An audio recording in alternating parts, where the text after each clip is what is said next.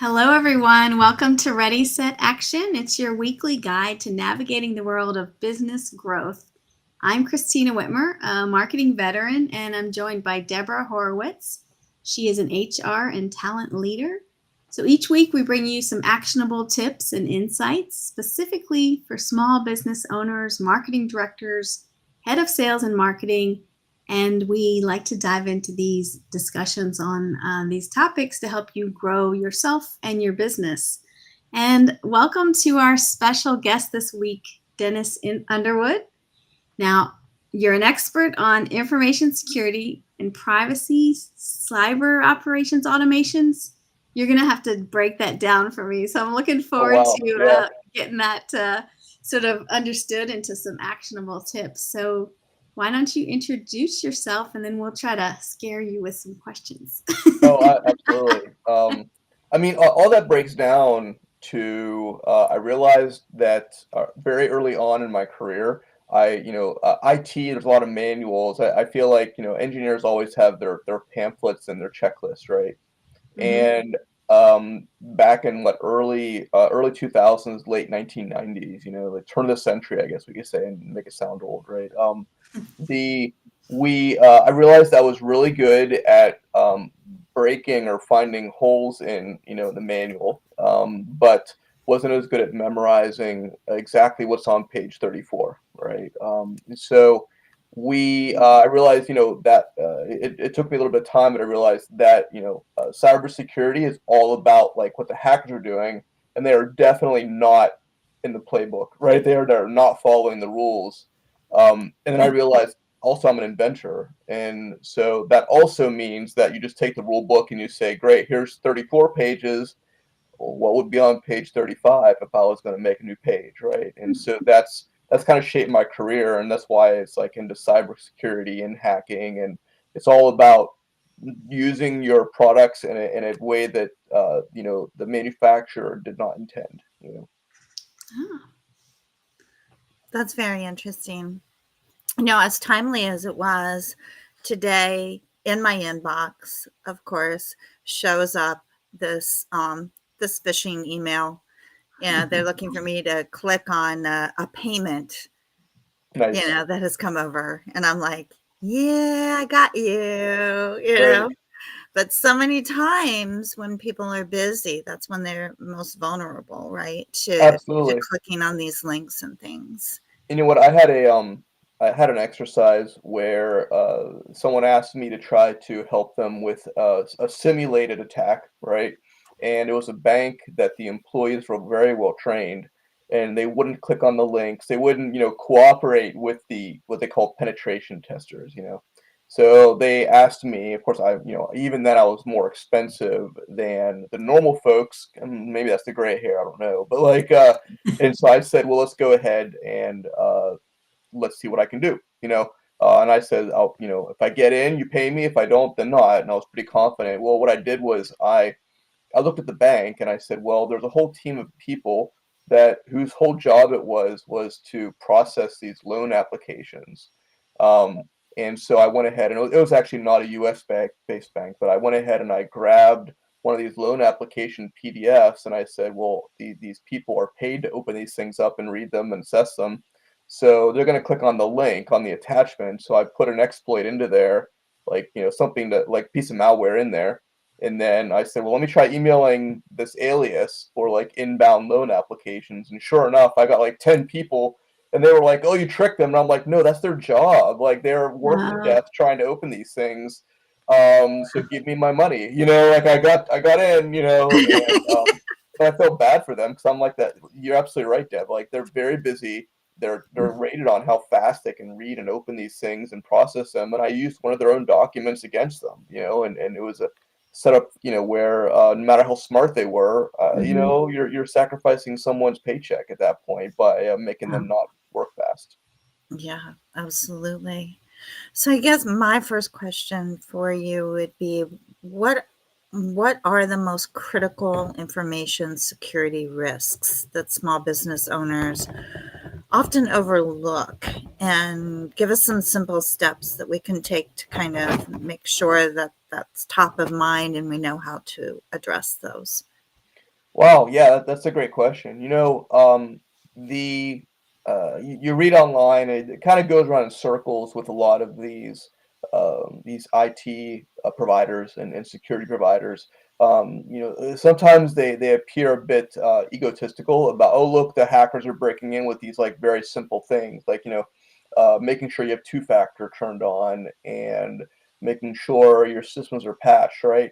And there's this misconception. I always hated it whenever we see some form of like a QVC commercial where like, oh, do these 7 steps and you're hacker proof. And I'm like, that's so dangerous, like because they are using that, but they have a whole, there's people like me behind the scenes that have a whole host of more advanced capabilities, but there's really no need for them to use them. If the door's unlocked, there's really no need to Mhm. bring out I grew up watching Tool Time with my parents, so, like, your Binford 9000, like, lock picker, there's just no need for that because the door's wide open, and so you know what? I think using, multi-factor, where you get that code on your phone or text message can work too, not as good. That kind of stuff is really, really important, and in turning it on everywhere you can, I think can Mhm. really help to be able to let you be a little bit more protected, and it can make life a lot harder for the hackers. Just that one little thing going through. Of course, then you get your Comcast. I think for a while didn't even have that ability, right? So like that was it's always tough when you have a vendor, right? Who you're just like they don't have it available to you, and you're like, well, now I know where the hackers are going, like so. But turn it on anywhere you can. I think is a really great tip. Cool. So we talk with a lot of people in maybe sometimes early stage of a business growth or startup, sort of that mentality. And it's definitely changed a lot over the years, but I'm curious your opinion about, when you have limited resources as a business, and even when you think about month 1, month 6 versus, month 12, like, what do you think about, when you're weighing the cost of any type of, cybersecurity measures for protection? Like, how do you approach that? How do you decide when to put money or how much or what to choose? Do you have any tips for that? Yeah, I mean, obviously, I'm very biased because I produce a Mhm. piece of software that does things automatically, right? So that's been pretty nice. For people that are starting out, um, I normally see where they try to bring in some very expensive tools. Um, Mhm. and what's interesting is that the use cases those tools cover aren't necessarily helpful to them. It Mhm. reminds me, I think both of you like an HR background, right? It reminds me of whenever I get like an email and they're trying to sell me some big HR, like some big HR platform, and I'm like, I got like 15 people. Like I don't, I'm not gonna need that ever, in the next like 2 fiscal years probably, and Yeah. so it just reminds me a lot of these really fancy tools have capabilities that will require multiple full-time people just to make work properly. And so automation and having that low touch kind of thing, I always tell people, of course, in a sales pitch, it aligns with me. If it didn't align with my sales pitch, I probably wouldn't ask, right? But I always say, well, how many people do you have to manage this thing you want to buy? And if the answer is like none, or my grandson or my uncle or whatever, like then I'm kind of like, okay, well then, maybe not because it says it needs 3 people to manage this. So let's maybe put that money elsewhere, even if it's not the biggest and best out there, right? And that seems to help a lot of people in that scoping, because cybersecurity is a very human centric industry. It's very human centric. It wasn't always that way. In the last 10, 15 years, it has become. And while people like me are trying to change that, really the bulk of the spend is on people, not on software. That's interesting. I'm looking forward to talking a little bit more about automation in that. Before we sort of shift there, I noticed with some of the more basic platforms that could be for everyday users or businesses, it seems like their method is add on a tool because you're so scared you don't know if you should or not. Does that so Mm. what any thoughts on that? Like I find it to be very it long term, I think it devalues the trust of the user. And it also creates this like it seems like it's very inauthentic at times. Is that how do you think more larger platforms work, or is that mostly the single user kind of approach for that? No, it that's really interesting. When I was starting my company, of course, I was coming out as like this principal engineer type person, right? So, um, marketing for me was something that a lot of engineers are not a big fan of, right? A lot of Mhm. people are like, great, show me what's behind the curtain, Mr. Wizard, and Yeah. so um, there are some people that believe that that marketing drives cybersecurity, not not product, not cybersecurity, not capability. To the point where some investors saw it as a negative. Where I was like, I'm going to build this, and I'm going to get it, working. And some investors and some CEOs were just like, that guy is not doing what he's supposed to do. He should be out there selling it and then make it again one day. And I was like, that's not how I operate. So I agree, and I think a lot of marketers play on that, right? The Yeah. fear of losing your job, the fear of, maybe missing something, and it's all very mysterious, I think all three of us can probably read a contract, a lot better. But when I first started, that fear is what drove some probably unnecessary, very fancy lawyer spend, where Mhm. it wasn't really needed, these very, ridiculously long contracts, Right. and it reminds me of that, my first time, like, doing some of those contracts and having absolutely no idea, paying someone $1,000 to assess an NDA that really I looked at and realized nowadays that that was completely unnecessary spend, and I was actually spending off of fear, not based off of business objectives, right? So I think a lot of that is where a lot of that spend comes from.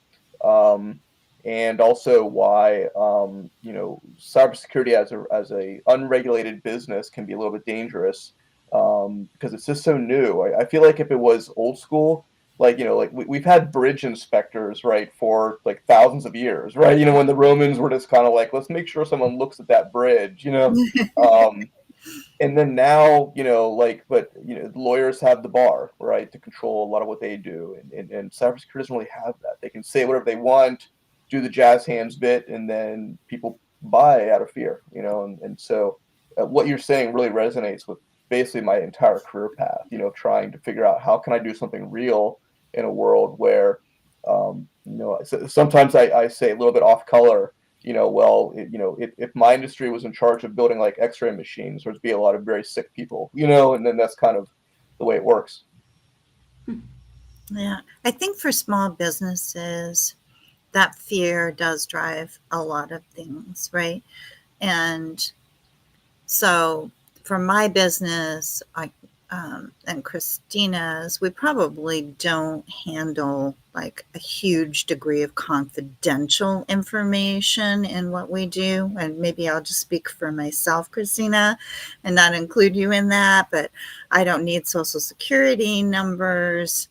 I mean, there's a whole bunch of limits to the data that I need in order to operate my business, as opposed to other, small businesses that are accepting credit card payments, in a retail type of environment or whatever. So I'm just trying to figure out, you know, um, you had both talked about like automating, the cyber operations to kind of be working in the background for you. So when does that make sense to look at something like that, and does it depend on the type of business that you're operating? And then without a large budget or a sophisticated staff that you have to hire, how do you go about implementing something like that?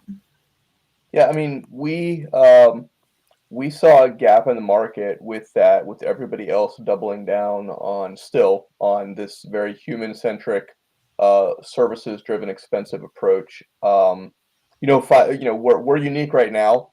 5 years from now, with all the artificial intelligence innovation, they're kind of going a different direction than I thought they would. But eventually, innovation breeds innovation, right? And eventually, yeah, I just saw like QuickBooks sent me an ad for adding AI to my accounting, which is about as dangerous as I can think of, like in terms of my business. But like, but Yeah. they, eventually we'll have other companies like us doing, trying to automate the entire experience and automate the defense. So there's just no people involved. It's just automatically, taking care of it. They're not there yet. We're using a different path than everyone else is doing, but eventually there'll be more of us, right? And I think that's gonna be a very good thing, right? Because then we can focus on building our businesses.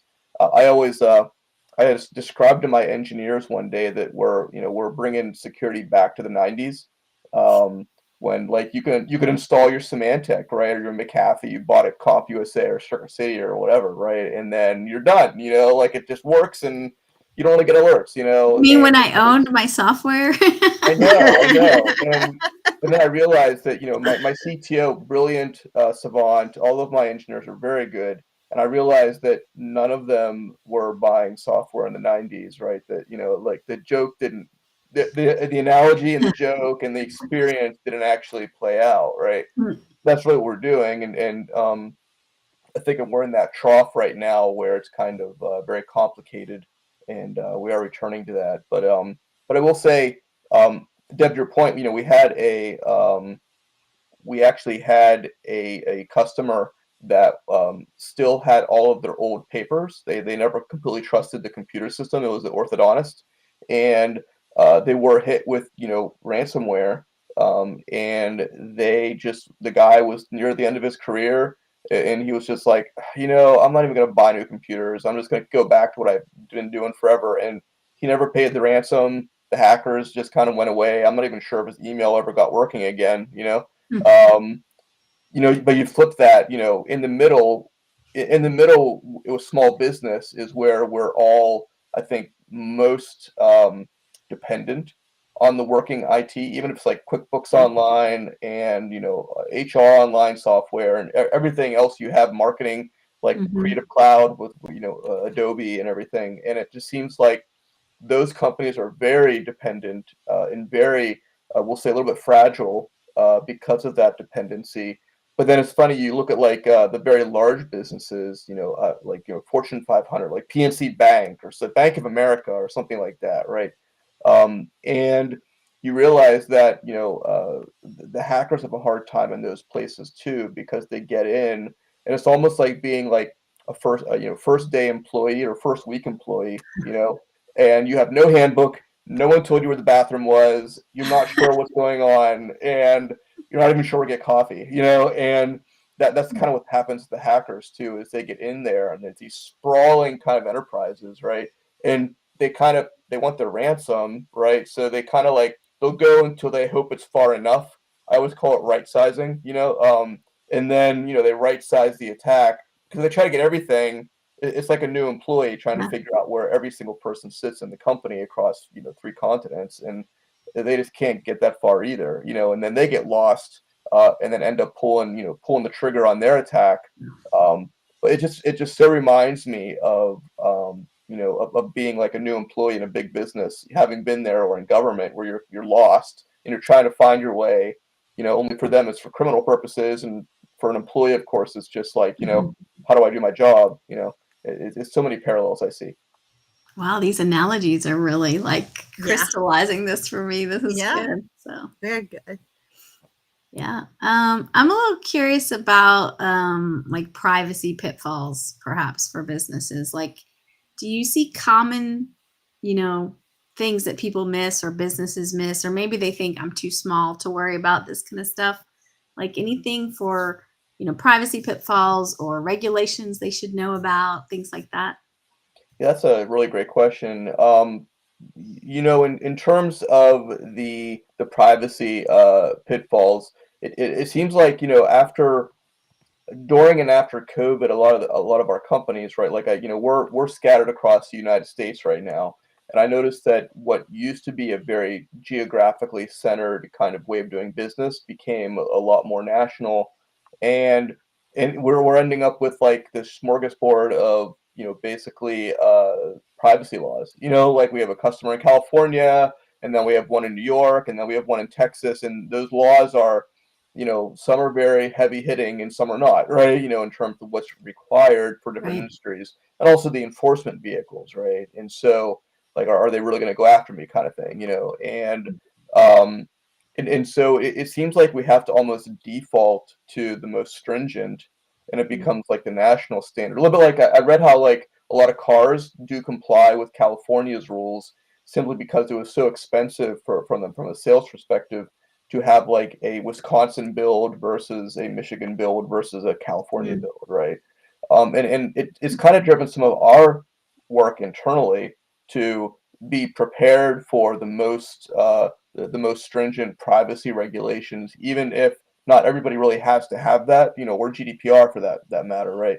Um, so that's what I see a lot of, but I also see, just to back that up, I see where because everyone has adopted all of these cloud technologies, like using, I keep using QuickBooks because it's like tax season, and that's what I've been, burying my head in. But like, the data isn't like I don't have a QuickBooks server anymore on in my office, right? It's online, and the hackers have really adopted a technique where they go ahead and they'll go after all of your passwords, and then when you're logged into like your maybe ADP payroll, right? And well, you don't have to put your password in a million times, right? It like kind of just keeps doing its thing.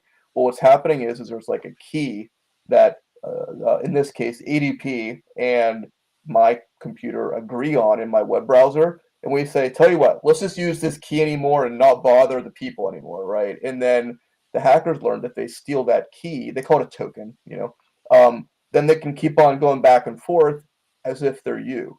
So it's like this new form of like identity theft, and so they're getting access to that to be able to automatically just, they're doing everything automatically now, and then they'll What did you say that fool. was called? Did you say?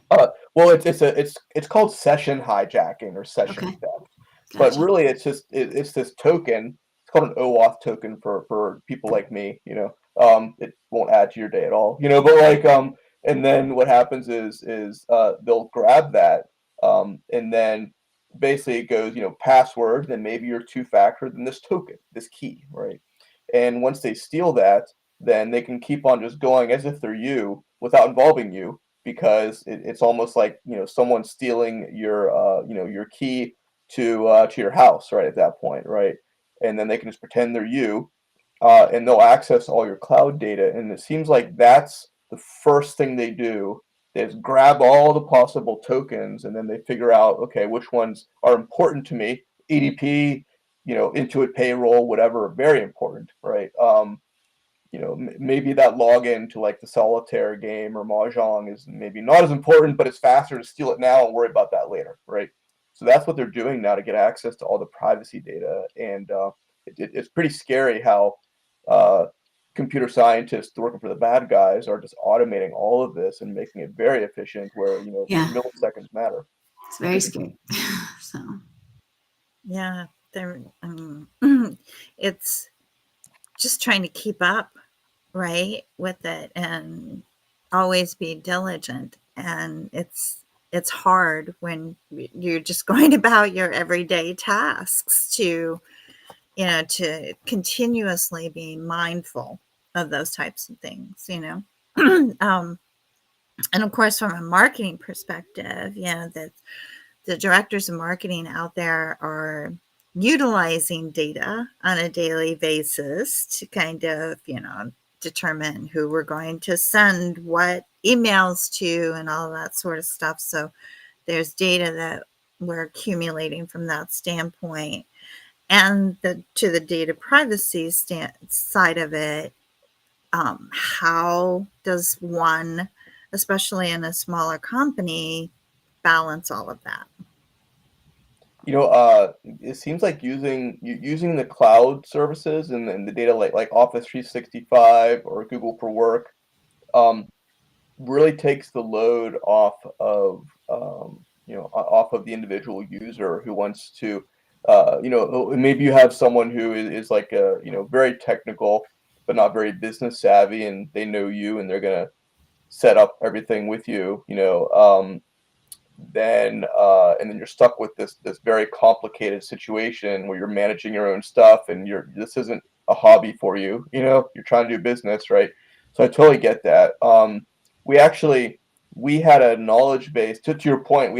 Our knowledge base used to be login with password only.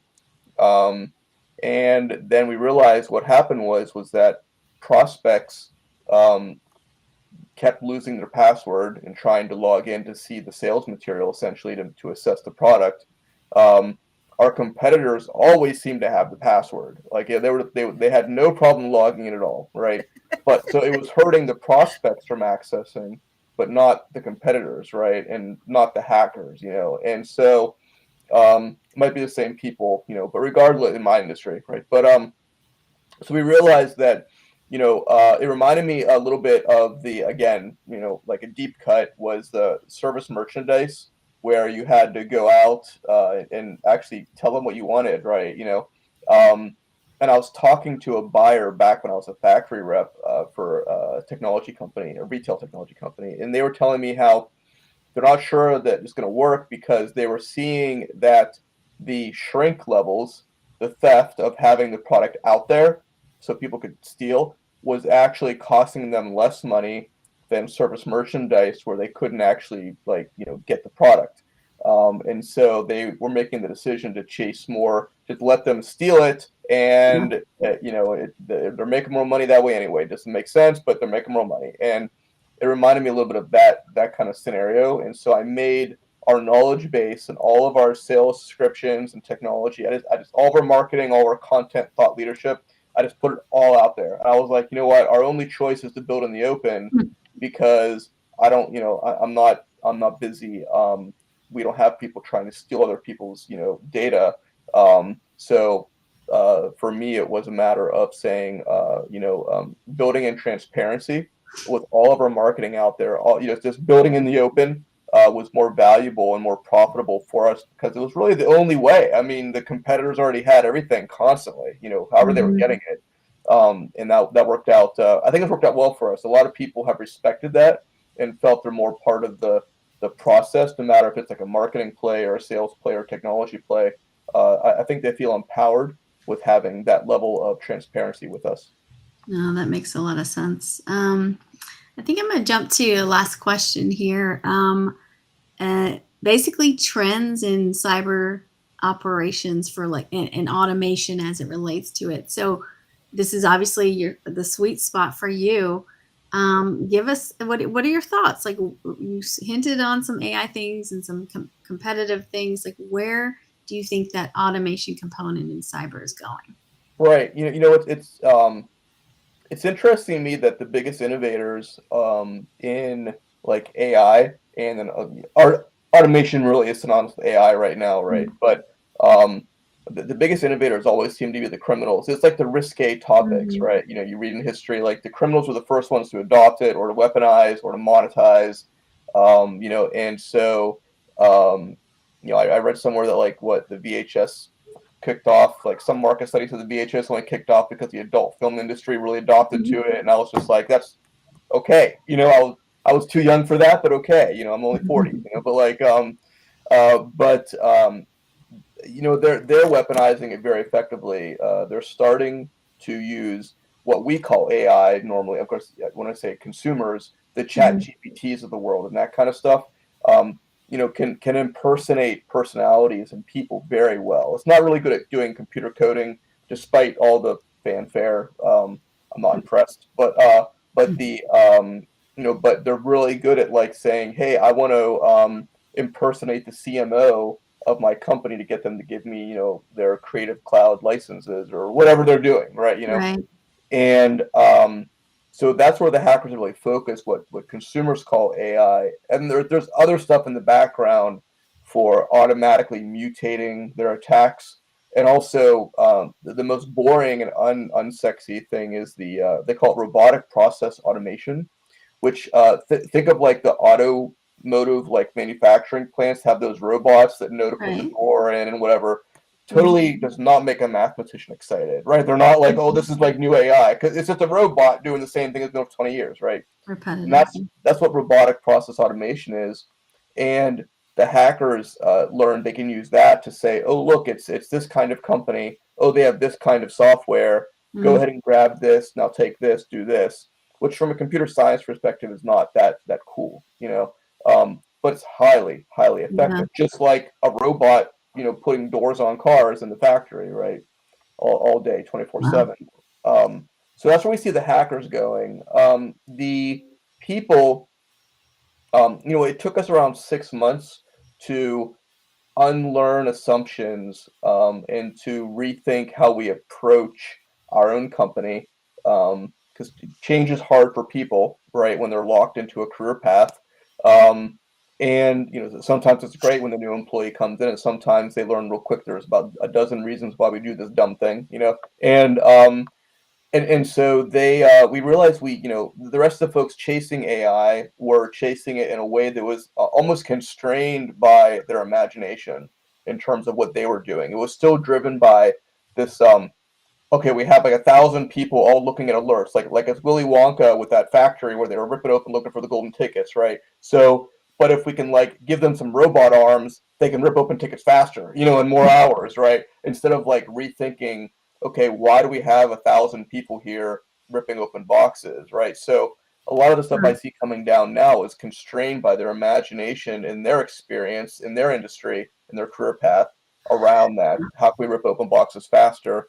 We took a step back and honestly said, what happens if we don't need boxes or Mhm. people or ripping open, and that led us on a little bit of a spiritual journey, Yeah.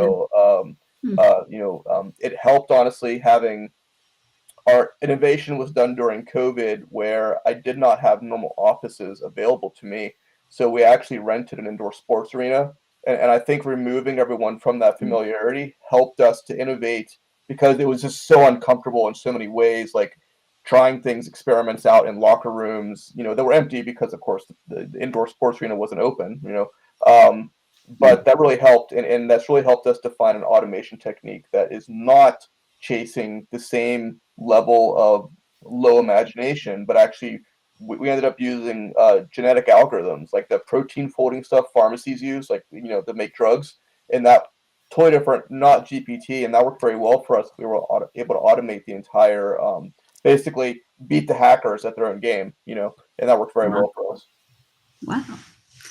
That's really cool, Dennis. I mean, I know we're wrapping up. We're pretty much out of time, but I thank you because I mean, you really have spelled out. I knew a little bit, to be honest, about sort of what we were talking about today, but I really get the fact that by rethinking it, which you need to force that creative mindset.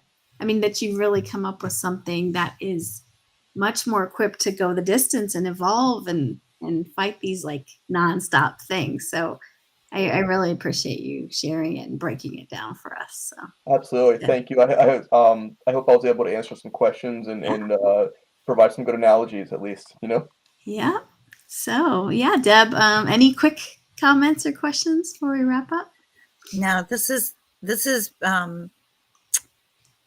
like broken the whole cyber thing down into little tidbits that we Mhm. can digest and, Yeah. take back with us and really think things through. So I appreciate your expertise coming in and kind of helping us um, figure out, what's going to work best from a small business perspective and, medium-sized business perspective, and to know that there are people out there that are looking for forward thinking, Yeah. and not just trying to constrain their thought processes like you. So appreciate the opportunity to get to know you. Absolutely, thank you. Great to meet you both. Yeah. So thank you everyone for listening in and checking in. We hope you found today's episode helpful. Thanks to Dennis for joining us. And don't forget to follow us on LinkedIn, YouTube, or Spotify so you will never miss an update on Ready Set Action. Until